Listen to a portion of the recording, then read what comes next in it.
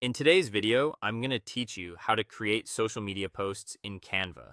If you've ever tried to design a post and ended up with text too close to the edge, awkward spacing, or visuals that don't look right once they're uploaded, you're definitely not alone. A lot of people waste time guessing the right size for each platform or trying to force a design into a format that was never meant for social media. The good news is that Canva makes this much easier when you start with the right setup. To begin, head to your Canva homepage and go to the top right corner. Click Create a Design, then use the search box to look for Instagram post or social media.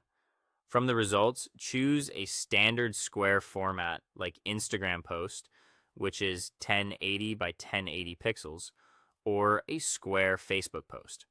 Starting with the correct canvas size is important because it helps your design display properly across feeds without unexpected cropping. Once your blank canvas opens, the next thing you'll want to do is turn on your visual guides. Go to the File menu at the top, open View Settings, and enable Show Rulers and Guides, as well as Show Margins.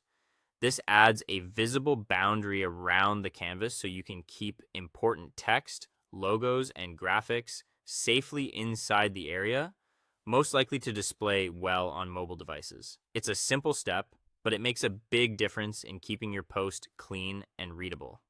After that, move over to the left sidebar and open the Design or Templates section.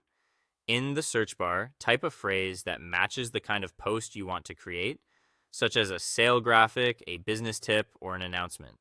Browse through the template options and click on one that fits your message and style. This gives you a strong starting layout instead of building everything from scratch.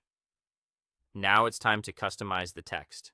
Click into the main headline area of the template, replace the placeholder text, and write your main message or hook. Try to keep it short, clear, and bold so it stands out quickly when someone is scrolling. You can use the top formatting bar to change the font and colors so they match your branding.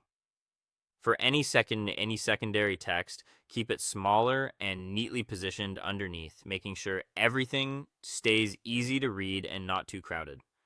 Finally, give your design one last review. Check that the spacing looks balanced, the text is aligned properly, and nothing crosses your margin guides. When everything looks good, click Share in the top right corner, then choose Download. Set the file type to PNG for clear image quality, make sure the export settings are high quality, and click Download to save your finished social media post. That's it. Thanks for watching, and I'll see you in the next video.